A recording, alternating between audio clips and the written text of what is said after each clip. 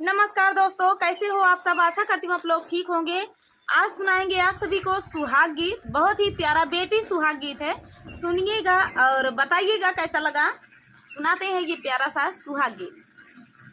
सबके तबिया पापाया सीना को सवाया रे, सबके तबिया पापा आसीना को सवाया रे, हम कभी है लाना दिया पर रे लाला नवाया रे, हम कभी है लाना दिया पर रे लाला नवाया रे। के हो हाल लई के हो खबर लई के मोरा हाल लई है, के हो खबर लई है, के जई है सात नदिया पर रे लाला नवाया रे, के जई है सात नदिया पर रे लाला नवाया रे। नौआ ताहल लई है पंडित खबर लई है, नौआ ताहल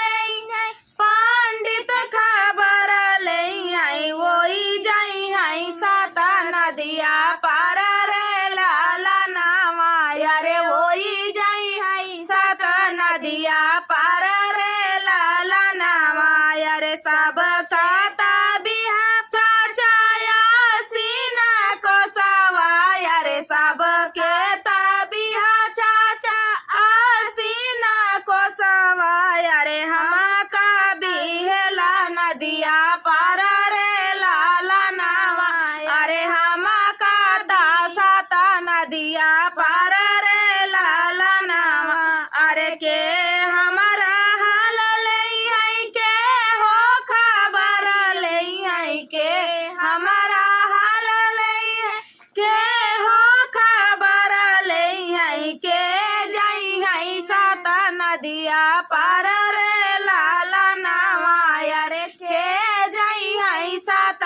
नदिया पर रे लाला नवा।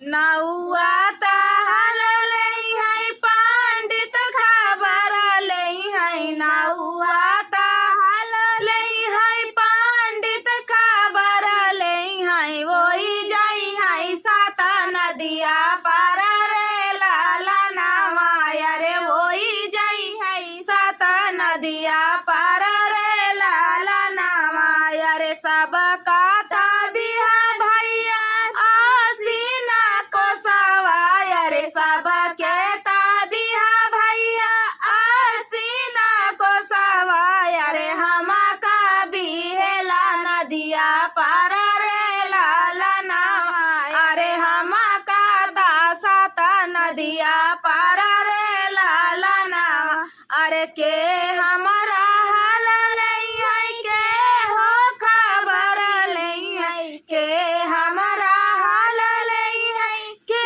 हो खबर लई है, के जई है सात नदिया पर रे लाला नवाया रे, के ना जई है सात नदिया पर रे लाला नवा अरे। नौआ ताहल लई है पंडित खबर लई है, नौआ ताहल लई है पंडित खबर लई है, वही जई है सात नदिया पर रे लाला नवाया रे, वही जई है सात नदिया पर रे लाला नवा। सबका तबिया पापाया सीना को सवाया रे, सबका तबिया पापाया सीना को सवाया रे, हम कभी हेला नदिया पर रे लाला नवाया अरे, हम का दासात नदिया पर रे लाला नवा।